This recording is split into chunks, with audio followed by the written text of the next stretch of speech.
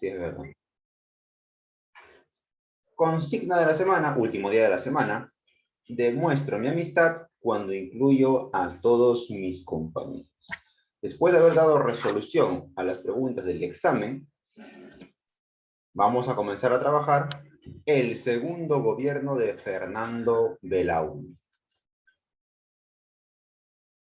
Profe, Belaúnde llega otra vez al poder luego de las elecciones convocadas por Francisco Morales Bermúdez y va a estar en el cargo desde el año 1980 hasta 1985, nuevamente con el partido Acción Popular.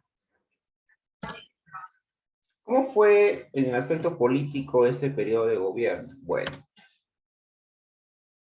lo primero que hace Belaúnde es devolver los medios de comunicación que habían sido confiscados a través de la ley de prensa que acabamos de leer en la pregunta del examen. Devuelve, le dice, ¿sabe qué? El gobierno no tiene por qué decir qué cosa vas a publicar de portada, qué cosa vas a emitir de noticia, no tiene por qué hacerlo. Así que tú tienes la libertad de poner las noticias que desees, ya sea a favor o en contra, criticando de repente al gobierno. No hay ningún problema, para eso son los medios de comunicación. A su vez, en la época de Velasco, se había prohibido elegir al alcalde, porque Velasco era quien elegía a las autoridades. Entonces, Belaúnde dice, eso no es democracia. Tenemos que devolverle a la gente la capacidad de elegir a su gobernante. En esta época, se va a dar una alianza política entre Acción Popular, el partido de Belaúnde, con el Partido Popular Cristiano, fundado por este personaje que tú ya lo conoces. ¿Recuerdas? Lo vimos en una imagen a color de ¿el alcalde de Lima?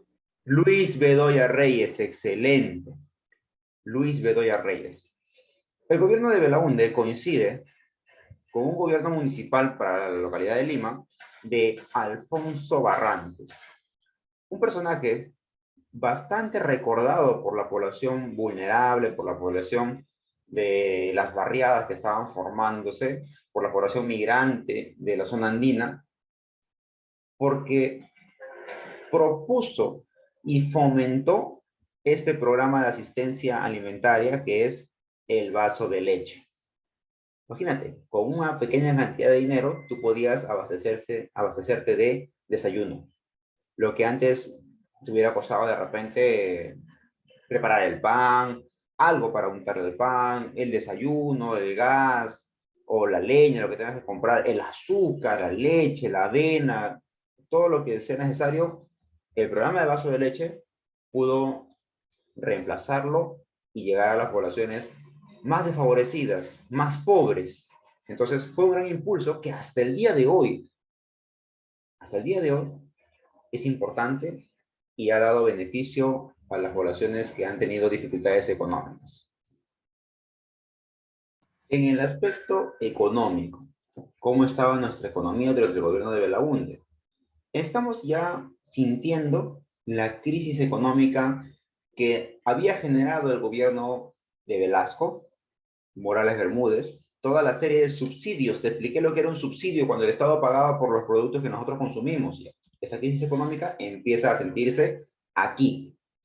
Se aplican algunas medidas que nos devuelven la estabilidad y estamos felices por cierto tiempo. Lamentablemente, lo que pasa en el resto del mundo va a influir. Por ejemplo, el precio del petróleo, el precio de productos, las inversiones, y hace que las crisis internacionales afecten a nuestro Perú. Y otra vez empezamos una situación muy complicada a nivel nacional.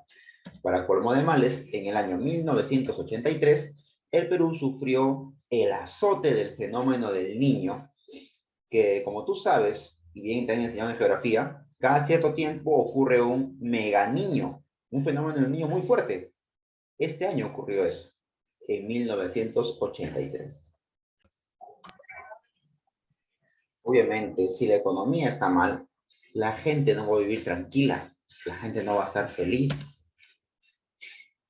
Y peor aún, cuando estos grupos de violencia lleguen a ser más notorios. ¿Cuáles son estos grupos que causaron pánico en la población? Que causaron terror, de ahí su nombre, terroristas.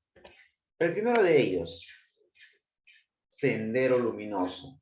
Bandera roja con una hoz y un martillo a un lado izquierdo, en la parte superior. Con su líder Abimael Guzmán, que hace poco fue noticia. ¿Qué pasó con Abimael Guzmán? Se murió. Falleció en la base Acaba de naval del fallecer Callao. en la En una base trituradora. naval. El día de Bro, pero él no hoy, podía hablar. a las 3 de la mañana, ya fue incinerado y sus restos fueron dispersados en un lugar secreto para evitar la conglomeración de gente y que se genere un tipo de apología o veneración. Por otro lado, vamos a mencionar el movimiento revolucionario Tupac Amaru, cuya bandera simbólica era la bandera del Perú y en el centro la imagen de este héroe del siglo XVIII, Tupac Amaru, con armas a los costados, una cachiporra o una macana o una chacana, como quieras decirlo, de la época incaica. No es una varita parece una varita mágica, no, es una chacana incaica. Una varita mágica. Y un arma al costado. Profe, yo siempre pensé que era una varita mágica. Profe, ahí está la MP40. Con su Un arma de líder, magia. Víctor Polay Campos, ambos habían desarrollado sus acciones en la sierra y selva. Aún no estamos en Lima. Estos grupos terroristas Es una bazooka. aún no inician su accionar en Lima, todavía. ¿Por qué?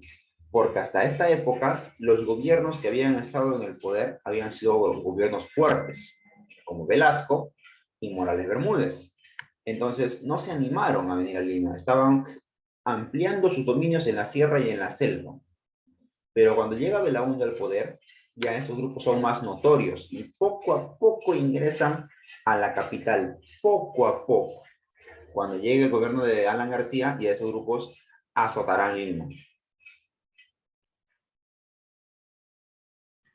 El mundo, para esta época, estaba modernizándose.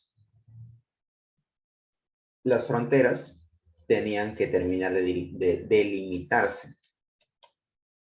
Entonces, en esta época se reanuda un conflicto que ya teníamos de hace tiempo con Ecuador, hace tiempo. Incluso Le desde ganamos. la proclamación de la independencia ya vienen los problemas con Ecuador. Esta es la zona fronteriza. Parte de morado le corresponde al Perú y la parte en rosado le corresponde a Ecuador. Esta zona que se encuentra en rayas es del Perú. Es del Perú. Aquí, los ecuatorianos en territorio peruano pusieron una base militar aquí. Cuando los peruanos se dieron cuenta, Otra vez. trataron de expulsarlos. Reclamaron y ellos dijeron que no, que el territorio de ellos les correspondía hasta aquí. Por lo tanto, ellos habían puesto bien su base. No había nada que reclamar. Estaba bien puesta su base aquí. Lo único que quedó fue ir a una guerra. En esa guerra, el Perú recupera su territorio, expulsa a los ecuatorianos, pero como el Perú depende mucho de lo que esté pasando con otros países, sobre todo con Estados Unidos, simplemente recupera su territorio. No tiene intención de arrebatarle más territorio, no tiene intención de humillar a Ecuador y nada por el estilo. Entonces, en este conflicto, el Perú recupera sus territorios, la zona llamada Paquicha, y hasta el día de hoy desfilan los militares que participaron en esta guerra, en lo que es el desfile militar de 28 de julio, de Fiestas Patrias. Ahí se les homenajea.